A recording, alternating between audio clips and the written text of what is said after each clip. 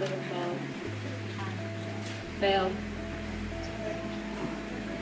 So I want to thank all of you again for coming out. I just kind of wanted to read a piece. It's really brief, but I wrote it while I was in Miami. I was actually out there helping against the anti-immigrant bills that were coming out in Miami, kind of like SB 1070s, and also my friend Felipe, and I was staying in this place called East Little Havana. So it's about that.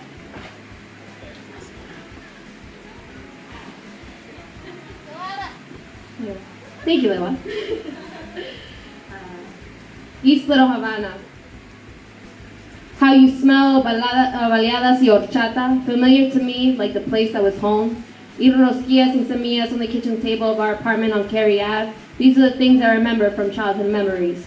I remember being de allá and raised aquí, but here isn't really home either.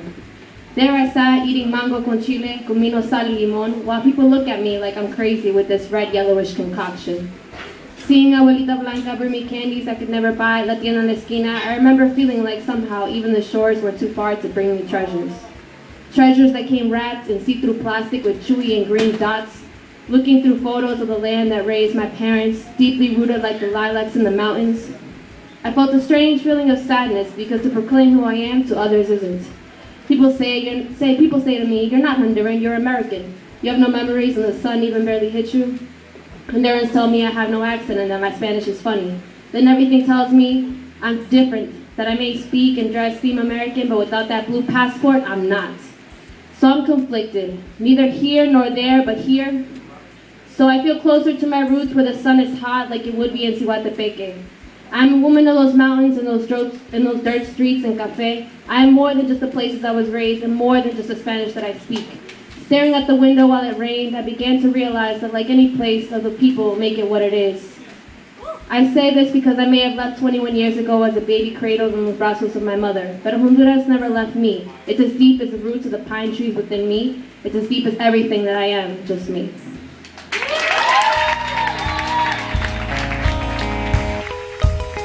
Sweet, how many times have you tell your family, I love you, I appreciate you, you're the bomb? Raise your hands. Beautiful, about half of the room. If you haven't done so, do so. And let me tell you why. So, Marie Gonzalez in 2006 or 5, his father was working for the governor of the state of Missouri, okay? And Marie Gonzalez, there was something on the paper that said the governor is hiring illegals. And then Marie, her automatic immigration came. His father had like a gardening business. They detained his father, they came to the house, and they got Marie, his dad, and his mother on detention. And back in those days, we were trying to push a dream back and say, what are we going to do, what are we going to do? And Marie came out and said, you know what, I'm going to do a campaign to stop my deportation of my and my family. And right at those times, we did a campaign called the We Are Marie campaign. And in 2006, we went out to the streets with it. It was like students all across the country campaigning for Marie Gonzalez, right? Marie became the face of the DREAM Act, the face of the nation. You know? Actually, my birthday is in July 5th. That was the day that she was supposed to leave the country. And I remember not being here at the same office, being at our other headquarters a couple of years ago, and just looking about what's going to happen with Marie, what's going to happen with her parents, because she was in Cristina, she was in Univision, she was in every newspaper, she was in, and if you meet Marie, she's a sweetheart. She has this beautiful smile, curly hair, she talks to you, she just melts everybody, like she is an angel. And you couldn't believe why was our government doing something like this to her and to her family. But we pushed so hard, so hard that July 5th, I guess my birthday gift was that Marie got to stay and was granted our first really campaign deferred action. That was our first testament of our power. You know, if Marie could do it, then we can do it everywhere. But sadly, Marie's parents got deported that day. So she didn't have the faith of herself. And as that happened, we started to do cases across the country. Has anybody heard of Mario Rodas? When he would raise their hand, right? Then we said, well, there's Marie, there's Mario. We just might as well do a case for him. They rhyme. So we did the We Are Mario campaign here in Massachusetts, and we stopped his deportation as well. But I just want to share with you really the lesson of this story. Because to me, I think family separation means something very deep. So Marie has been in that situation with deferred action for 4 years. And a couple of months ago, or no, actually a year ago, before the DREAM Act vote, Maria and I got to connect. We went to Senator Durbin's office in Washington, D.C. for the DREAM Act. And, hey, Maria, how you doing? I haven't seen you in years. Because she wasn't involved in the movement in the last 2 or 3. And, how are you? She's like, I'm okay. I'm not doing good. She's married. She has her husband is another sweetheart, right? And she got married and she can now fix her status, and she's in this big immigration process. Carlos, I don't know what to do, but we're trying to figure out what the heck can we do. I'm like, I'm trying to figure out how to pass the DREAM Act, and I'm like, Marie, no, I can't figure out your case. I'm BS, I couldn't do much, And a couple of days or weeks later, I get a call from Marie, or we're Facebooking or something, and she's like, Carlos, on my 20th birthday, or my 20th year that I've been in the U.S., I've been going to immigration for the last year to the office constantly, seeing when they will give me my green card, because I want to go visit my parents, because she made a choice, and she said, you know what, if this country doesn't want me, I'm just going to leave. And she said, me and my husband, we're going to get married in Costa Rica again. And she said, if they don't give me my green card by that date, the day of my wedding, I'm just going to leave with them. So she was feeling all this pressure because, if you know Marie, she and her parents are like this. And they've been separated for 5 years. So then Marie says, she goes into immigration, and they tell her, she goes and tells the teller, I've been in this country for 20 years. Today is the anniversary that my parents and I came into this country. And the teller says, well, she said, I'm going to leave this country either way. The teller says, okay, here's your green card. They give her green card, but the story doesn't even end there. She goes to Costa Rica for her wedding. It's on a Saturday. She gets there on Wednesday. She gets there on Wednesday, and she gets to see her parents. She gets to see her mom, her dad. What happened? Something that she knew was very deeply. Her father had cancer. She gets to spend time with his dad on the last day of his life. The last day he passed away. And then she had to get married. I tell you this, not to make you sad, but so we can all learn to appreciate the people that we have next to us. I talked to Marie. We're doing a training in Washington, D.C. They was going to be there. I'm trying to get Marie to come. She's very excited because that woman has a fire that, she just looks through it. She's still figuring that stuff out. And if I learned anything from that lesson, and I live with my parents. We live in D.C. I'll go back with them. I'm going to be 25, so I guess I'm going to live with them my whole life now. But if you find a moment with your parents, whatever, how difficult they are with you, whatever they are, or your friends, your loved ones, just tell them, what, I love you, I appreciate you. Because you never know when it will be the last day. I think and I thank all of you for being here. Because I know Benny and Dennis, they're just amazing people. I saw them the other day, I'm like, oh my God, you are so amazing. This is what our country needs, and I just look, oh my God. Of course we gotta fight your case, of course we gotta do this, So my heart goes to you, Benny and Dennis, you guys, I appreciate, honor you so much, guys. Keep kicking booty, we're gonna win this case. And take that appreciation, make sure that these guys are the light, they're the messengers that we need to be appreciative of our families, appreciated that we're in the U.S. and that we can get to live another day and fight another day. So thank you guys.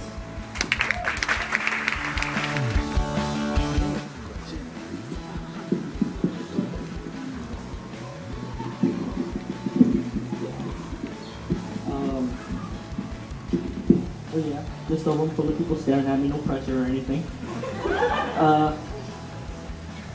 So this is something I wrote not too long ago. Alright, so it goes on. Where has it gone? Yeah, I'm talking about the respect. What makes him any less important to me? The fact that he's human should be more than enough proof to keep him. Born with the thirst for knowledge and this hunger for a future that you have led the rest of the world to believe is possible, so they creep. Sneak midnight children strapped to the mother's bosom, brought into this world, the world that was always home, and now you're gonna strip it away, a life that they chose to live, the American dream. But you see, things are not always as they seem. Hidden in the shadows is a dark cloud that makes all the illegal disappear. So maybe it's not clear that a person is a person and not an extra. That maybe it's not clear that a person is a person and not an extraterrestrial being. Apparently we have not. Apparently we have not. So, this is my first time performing ever.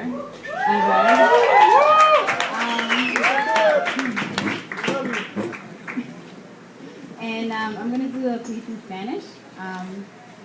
It's called Despiértame. I love your haircut. Thank you. Okay.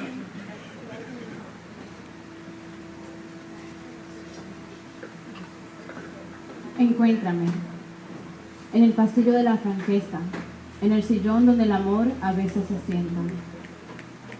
Háblame de cosas que pueden ser, pero nunca de lo que pudo ser o de lo que fue.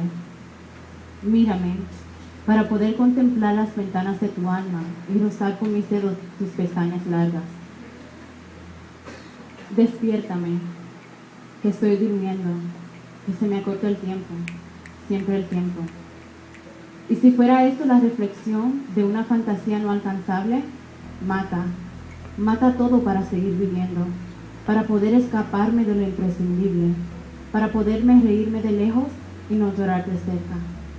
Pues eso sería otro momento, otro instante en que me rendiría a una voz que dirige agua por mis mejillas. Y nunca digas así es la vida, nunca la juzgues, nunca la menosprecies, sino ama la vida. Pero te tengo, o solo tengo una idea, un quizás, un juego donde solo tú juegas, o seré una parada en donde esperas, en donde descansas por el momento, por el rato o quizás por el suspenso. Soy quien soy y jamás poder ser otro ser que no sea yo. Palabras escritas en una libreta, guardada de ilusiones bajo una cama llena de almohadas. Algún día podrás decirme que me amas. ¿Podrás mirar hacia unos ojos grandes de color castaño y decir te amo? No, está bien. Jamás te estaría presionando, pues aún yo misma no te amo. Solo pienso si sería real como tu abrazar o si tendría el mismito sabor de tus dulces labios. Y se me acerca el miedo para decirme que nada es eterno. Lo comprendo, lo entiendo, pero a veces ni quisiera creerlo.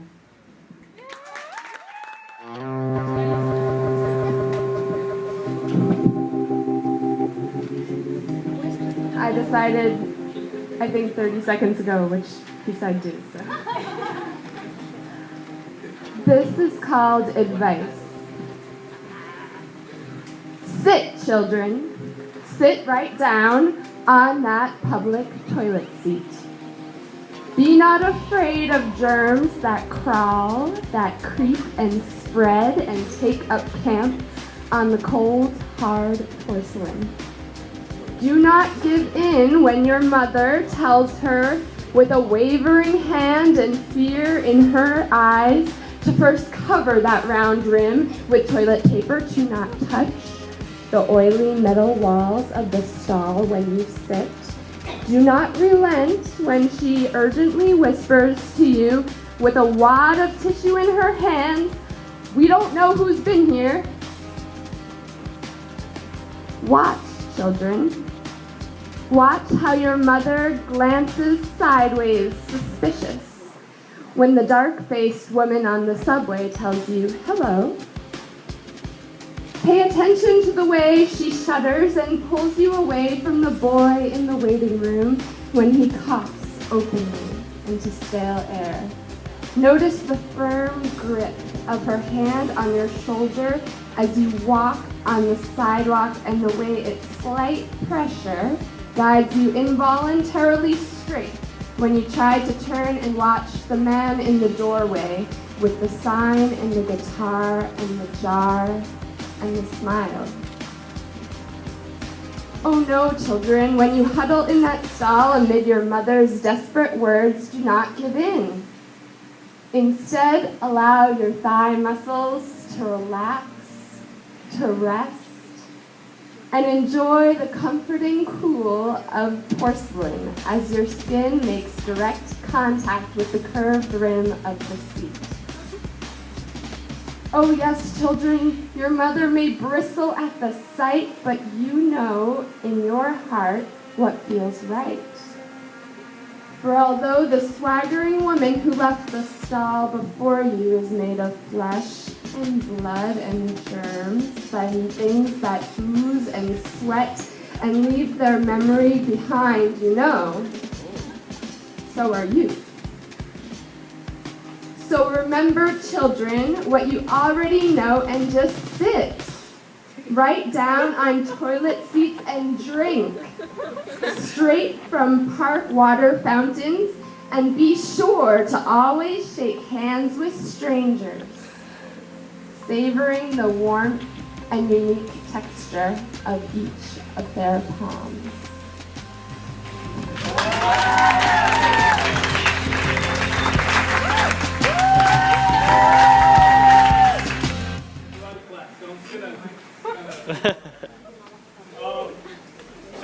Karate is a big part of my culture. It's a big part of who I am. So I'm just going to show you guys the first 2 blocks you learn in karate. I do Go-Tan-Ryu, and I study at the East Coast School of Combined Martial Arts.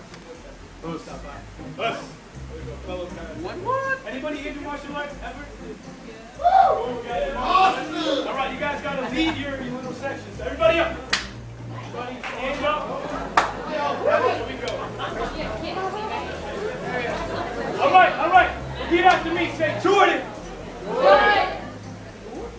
Jordan. Good, very good. Jordan. I mean, the hands here. Usually you guys would be in the horse stance. We don't have that much space. So, first block is going right up, just like this. The bottom of your hands, the bottom of your arm is facing up. So again, from here, I'm going to say 1, you say Jordan. 1, Jordan. Good. 1, Jordan. Good. Again, back here. 1, Jordan. Again, 1, Jordan. 2, Jordan. Got some fast learners in here. One more time. I'm going to go 1, Jordan. 2, Jordan. Ready? 1, Jordan. 2, Jordan. 1, Jordan. 2, Jordan. Very good. 3 is shoot on. Say shoot on. Oh, be careful with that.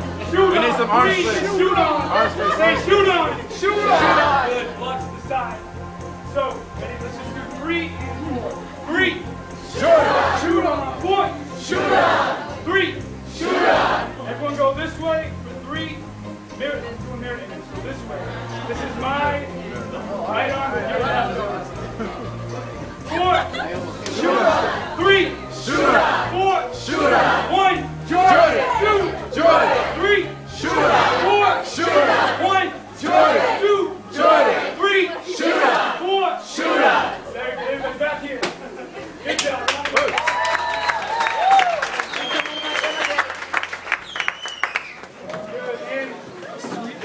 I'm not just crazy. There's a reason I did that. I can wrestle people.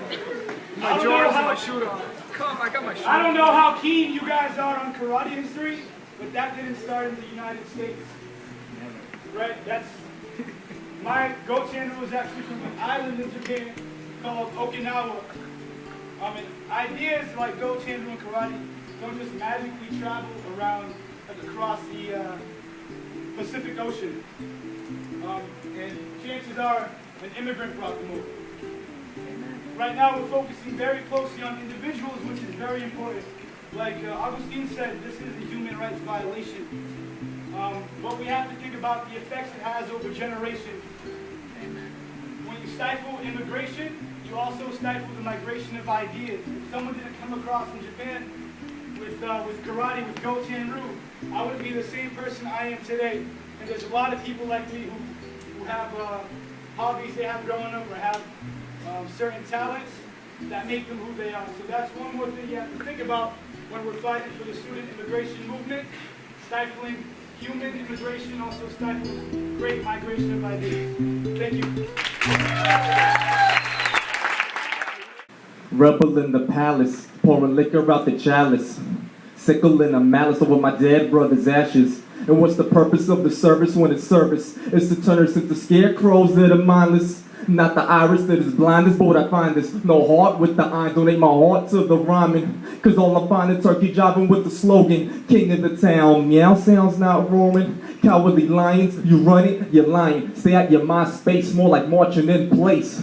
Get off my race and drop my man's case. No thought is Usain Bolt, with a dream to chase like Latins on campus. Tell government branches that think we're not in Kansas. It's the new black on the canvas, and here's the painting. I'm saying something that's worth dying, so you can do something worth living. Thank you. And she had lost all of her cousins to a cholera epidemic. And she decided to move to South Africa and study there because she wanted to help the people of South Africa. And she now has built 25 water tanks. 25 through her university organization in the townships in South Africa, in the poorest parts around Grahamstown, the university. And I think the incredible thing is she's one of 3 people doing this.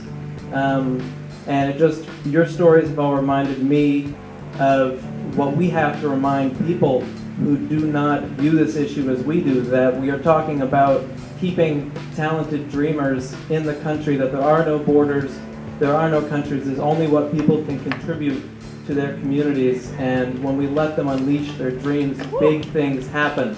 And I just see her dreams have come alive in South Africa, a place she was not born, and it's just an incredible, incredible story. So that's what's been inspiring me tonight, what I've been thinking about.